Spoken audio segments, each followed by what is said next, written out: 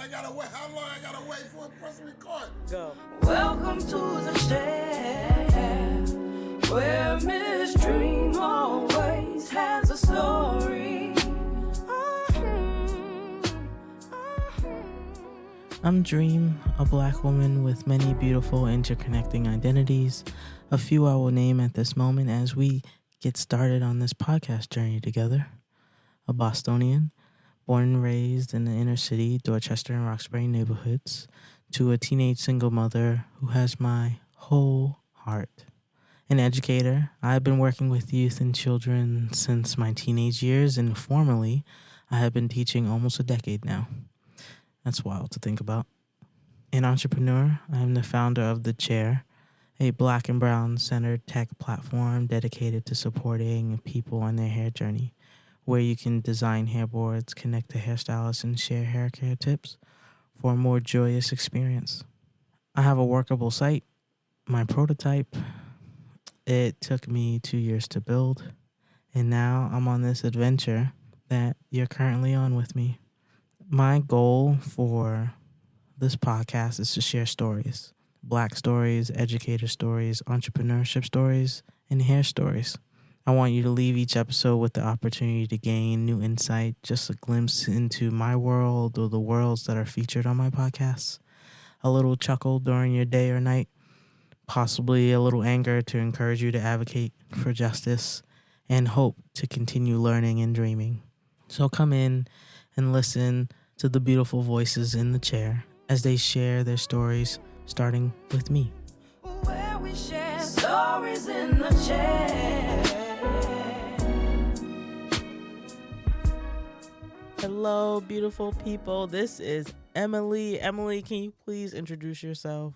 I would be glad to. I'm Emily Weiner, and I started a company called The Connectors. And I founded this business because I genuinely believe that people can cultivate better skills and competencies and abilities in themselves to better connect to the things they need, whether that's connecting to other people, connecting to new ideas, connecting to different resources, and all of that can help them unlock innovation and impact and all sorts of things in their lives. And so often we run through life engaging in just a bunch of transactions, and I'm here to actually help people cultivate that, go deeper, dig into that true connection so that beautiful things can happen. I'm curious, as you're going through your journey, have you had any of those self-doubts sometimes about your own identity? And as people project certain things onto you, my experience with you is you've always been really clear about your identity and who you are. But does self-doubt ever creep in for you? Yeah, man, all the time. Self-doubt. Yes, I don't have a tech background. I didn't major in computer science, software development, none of that. So when I first started building the chair, people were like, "You're going to learn how to code?" I tried to teach myself to code for 3 weeks and it just wasn't happening. I was like, okay, nope, this isn't I working. get it. Right. Well, I have this idea. I have this, and I will always remember there was, I was having a lot of conversations and someone said to me, if you have the idea can happen. They said you just need help with trying to build it. But they were like, the idea is yours. And so there was a lot of doubt at the beginning when it came to just building the images in my head out loud. And then when I slowly started to build it with support with software developers and graphic designers and being able to be like, this is my sketch on all these Post-it notes all over the floor, and here are all these really terrible PowerPoints, and here are all these examples. This is the images, but then I have people who have the skills to make it look nice and make it better and stuff. There's doubt there, but I think there will always be little doubt every step of the way. Like, I've never been this tech entrepreneur. This is a new journey for me, being like, I think that's why people are like, Dream, you're always in an accelerator program. Because for me, it feels like school, right? So I'm like, let me do these free accelerator programs every week or every other week. You have a class and you keep hearing a lot of the same things. So I'm like starting to understand the pattern, being like, you need to know your target market. You need to have a marketing strategy. You need to have an engagement strategy. And I'm like, if I need to hear engagement strategy 47 times and in 40 different ways, then I'm going to do that. I think there's a lot of doubt in terms of, I've never done this before. I don't know what this looks like. I call myself a recovering perfectionist. I would really love to see the chair in 10 years. I have it planned out to the T, and every time I talk to mentors, anybody I talk to the accelerator programs, they just laugh at me because they're like, this is beautiful. However, this is not realistic as an entrepreneur. They're like, half this shit isn't going to work. Half this shit's not going to go as fast as you want. Half this shit is going to come earlier. When I had the LinkedIn message from the Boston journal, I was like, why are they messaging me now? I don't have anything. And they're like, you better take it. That's your opportunity here and this and this. And so I think there's always this self-doubt about the process. There's always this self-doubt about being like, I don't have this skill. And I'm like, how fast can I teach myself this skill? Or a lot of people in business school, you learn you may not have the skill, but you realize someone else does and you can learn from them. Or they go, you try and you fail and you dust yourself off and you keep going. That fail faster mentality, when I heard that in business school, I was like, something is wrong with these people. Like, why they keep saying fail faster? And I'm like, we don't want to fail at all. And then they're like, no, yes, you want to fail. I keep thinking about all the things that I've tried. This is why you do all the market research, and this is why you do and I've started to become better at it by thinking about it as a lesson. Every lesson as a teacher is not your best. So sometimes you have to tweak it. You realize it's a little too long. Kids are bored. That lesson, just trash. Throw it out. Start over. Every day is a new lesson with the chair. I was really frustrated before starting this podcast because I felt like I was hitting a wall, being like, okay, I don't have any financial capital right now, and I know that I need an engagement strategy, but I can't do the engagement without the money. And they're like, well, you need a marketing strategy. And I'm like, okay, well, how can I do this marketing strategy without the engagement, without the money? So I was like hitting a wall. And then the podcast idea came up, being like, okay, well, this can be the beginning of my marketing strategy. Was a podcast ever on my list? No.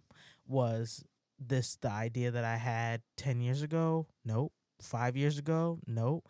And being like, okay, well, this would be able to help me tell the stories. And then people are like, well, building a podcast is hard. Well, building a podcast takes a long time to build an audience.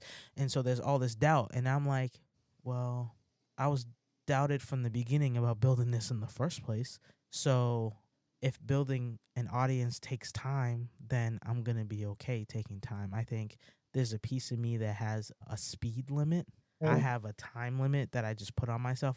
I wanted to build the chair. I was able to build my prototype in 2 years. And I'm like, okay, that was pretty long. But they're like, Dream, you've never built anything. So why did you decide you were going to build it in 6 months? Right? Then I'm like, and so I've learned that this is what I do just to give myself a deadline. And it's like a comfort thing. But realizing these deadlines are absolutely dramatic and don't make any logical sense. so now it's I'll challenge you there. Sometimes there is value in giving yourself a deadline. And there's a whole concept and a whole logic out there about the idea of false barriers.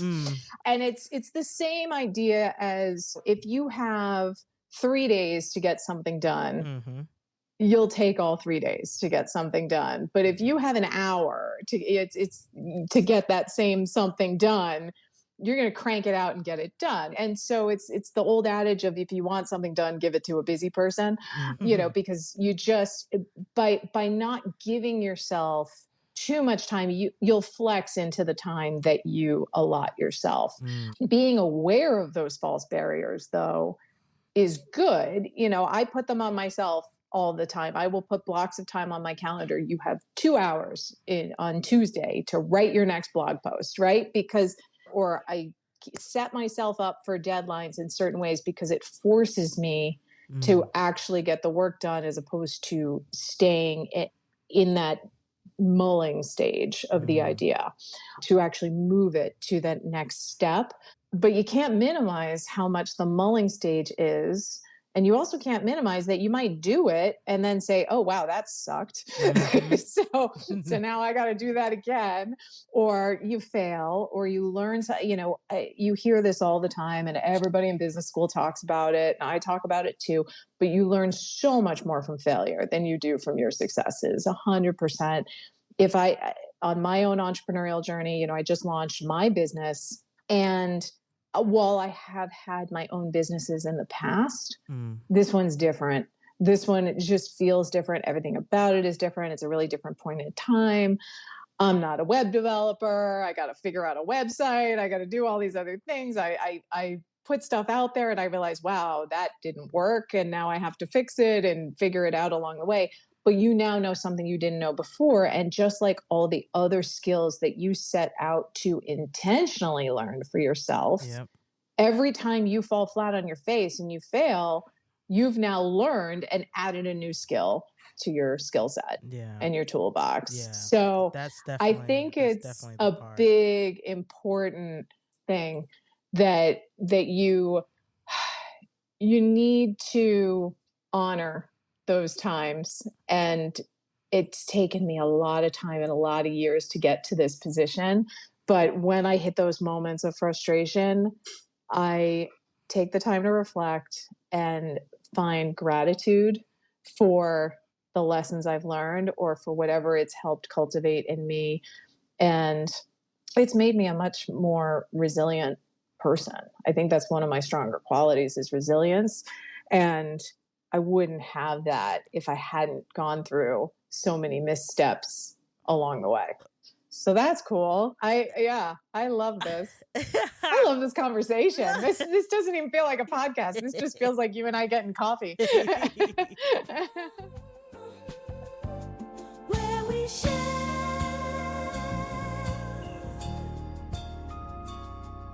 stories in the chair.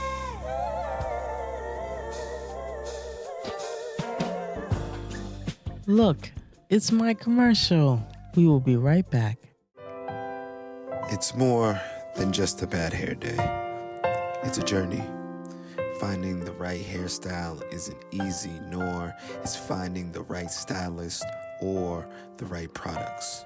Looking in every corner of the web gets messy, overwhelming, and exhausting. All the ads, the articles, the products, the videos, it shouldn't be this hard, but it is. And now, it isn't. The Chair. A black and brown centered platform where you can design hair boards, connect to hairstylists, and share hair care tips for a new, joyful path on your hair journey. Avoid the clutter, save yourself hours, months, and even years of research and poor trial and error. Everything you need and only what you need is in one place. Hair boards made by people like you, for you. Find the right products, the right people, the right answers for you, stress-free. Join the Chair community and make every day a great hair day. When you share your pain, you allow others to help you. And when you share your success, you help others get theirs. Lean on the Chair. We got you. No stress, no strife. In the chair, the chair, the chair. All right. Oh, and if you're interested to learn more about my experiences as a Black woman and educator in Guangzhou, China, I wrote my first ebook titled Nowhere and Everywhere, Capture the Emotions of a Beautifully Broken Love Story. It is on lulu.com. Take a read and see some beautiful photography of mine. Enjoy the rest of the show. The chair. I remember starting my education career and being frustrated at the type of educator I was at the beginning. And I remember that feeling because it was such an intense first year of teaching. And I feel that same feeling now, right, as a tech entrepreneur. Like a mentor I had in the last accelerator, she said to me, she said, "Oh, you built it 2 years ago?" She said, "That doesn't count." She was like, "You're now just starting to feel what it feels like to push it out." And I was like, "What? You're not considering my 2 years of work?" She goes, "No." She was like, "You just built it." She was like, "Now you're feeling the pressure, the push of it." And I was like, okay. And I think at that beginning, like when she said that to me, I was like, okay. So I said all the things I'm feeling. She says, every entrepreneur feels it. And I said, all right. Yep. I am with you in solidarity on this because it is an overwhelming, jumbling feeling. But the beauty of you is you get to then embrace whatever parts of your identity you want to embrace. So you can honor the confusion, you can honor the pressure, you can honor all of those things. And you can also honor, you know what? I've done a lot in 2 years. You don't have to discount all the things you've learned and grown into in those last 2 years, but you get to now say, okay, now I'm flexing into a whole new set of challenges, a whole new set of emotions, a whole new set of feelings. And she's right on some level. I wouldn't say that these last 2 years didn't count. You've learned a lot, but what you're experiencing now, these last 2 years haven't necessarily prepared you for, they have in some aspects, but you're going to meet a whole new world now that you actually have the prototype and that you have the platform and you have the thing. Good luck, because now you're going into a whole new gear. Yeah, absolutely. Absolutely. So to wrap this up, do you have 3 pieces of advice for the brand new entrepreneur on their journey? Ooh, gosh, let me think about that for half a second. 3 pieces of advice. I'll try to think of 3. The absolute biggest piece of advice I have for anyone, and it's not surprising since I'm a connector and I surround myself with people, and I think the very first thing you need to do is take a look at who the people are in your world. And I don't just mean the professional people in your world, every person in your world. The person you see at the grocery store every week, that you've formed a bond somehow and you end up having a conversation with that person. The person that does your hair, the person that you ride the bus with all the time and you've now gotten to know each other, or you attend the same sporting events all the time, and you have different people around you, not just your family. Your family's great and they're wonderful, and a lot of them, they will be very good resources for you, but your family is always going to see you in one certain way. I think really take stock of who all the people are that are around you, teachers or past teachers or classmates, friends, whatever they are. Understand who all those people are and engage them in what you're doing. So, anytime I want to start something and I have an idea, the very first thing I do is I socialize it with a bunch of people. Now, I'm fortunate to have a really vast and varied network. A lot of that came from 11 years at Babson. The beauty when I went to start the Connectors was I spent 11 years mentoring and coaching and helping students with their own entrepreneurial ventures, literally all over the world. I have literally thousands of what I call kids all over the world. I've been to their weddings. I'm watching them have kids. I'm the Babson auntie, right? And I love being an auntie. That's a huge part of my identity, is to be an auntie. But I then reached out to so many of them, including you, and said, hey, I'm noodling on this idea. And I started socializing it. And as I started talking to other people about my idea, they helped feed me. It was actually some of the former MBAs. I did, talked to one over Zoom, and then I had dinner and said, hey, I was just talking to her and I had this idea. What do you think? All of you were the ones who said, yes, you need to cultivate this idea. And here's how it might grow and evolve. Or have you thought about this? They became essentially my co-creators in helping me solidify into, even though the Connectors is entirely my business and I'm running it and it's fine, every single person's input, good or bad, whether I agreed with it or not, I certainly get plenty of input from people that's just not the direction I want to go in, and that's okay. But it's helpful for me to understand my much more linear financial services, banking friend who doesn't understand. I've created a business that lives in the gray spaces, and everything in her life is black and white. And so she was trying to push me to become more black and white, and I was like, thank you, but that's important for me to know. She's not my target market, right? And so that helped me realize and hone a lot more my own thinking about what I really wanted to do and who I wanted to serve and what I wanted to put out there into the world. So the very first piece of advice I would say is take stock of all the different people you have in your world. All of them could be resources, and you'd be amazed how I end up having a conversation with someone that I randomly sat next to at a bar. And, we just were like, oh, that's a cool glass of wine or whatever. And then the next thing I know, they're my new best friend. Right. And so you just never know where people will enter your lives. And I think a lot of times when you're starting a business, you think about only a specific type of person as being a resource to you.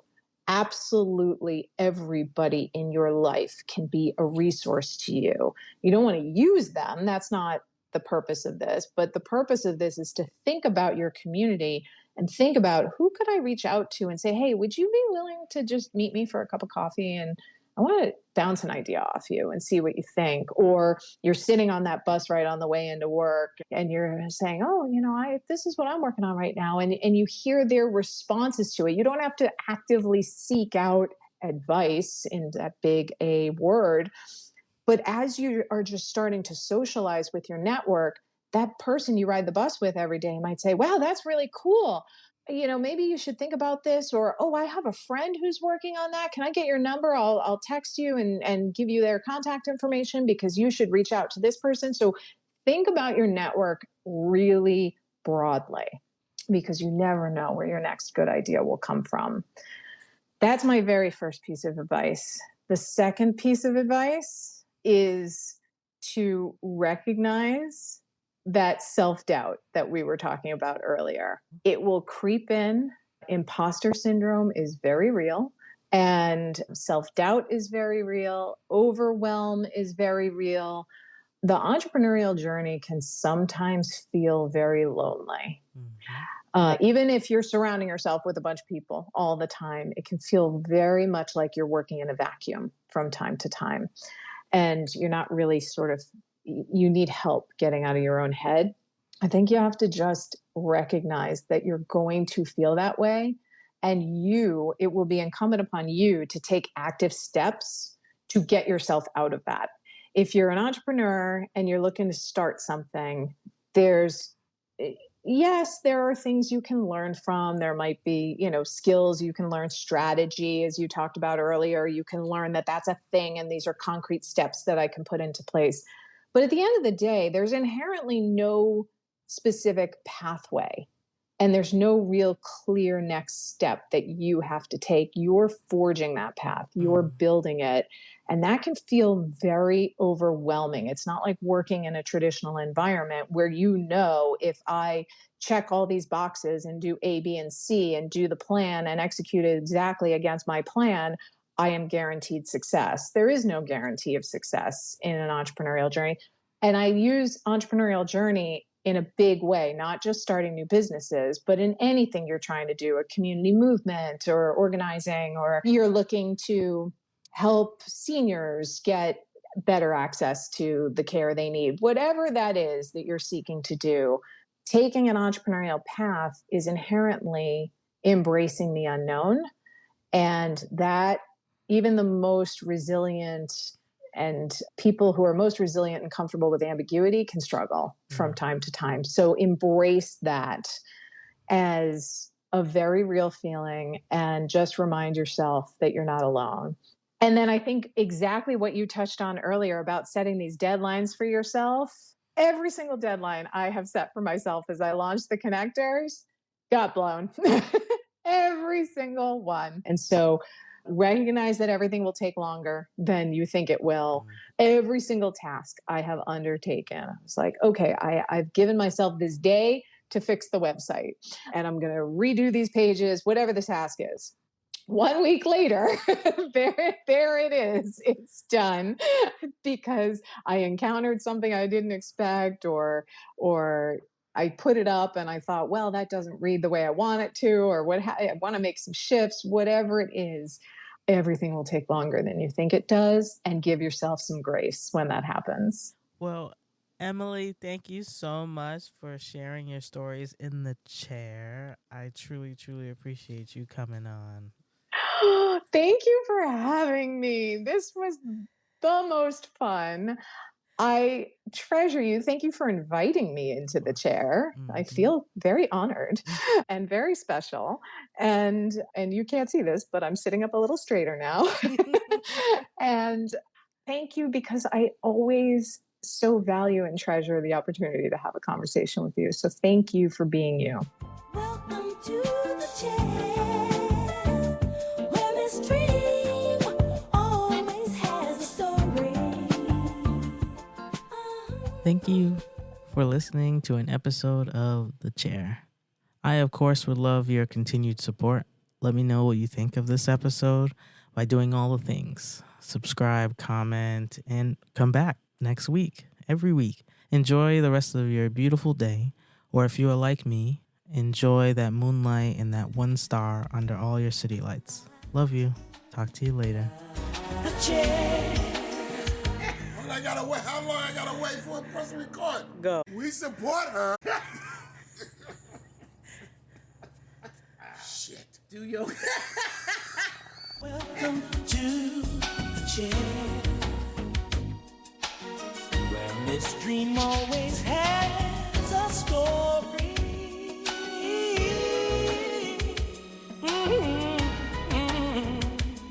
Where we share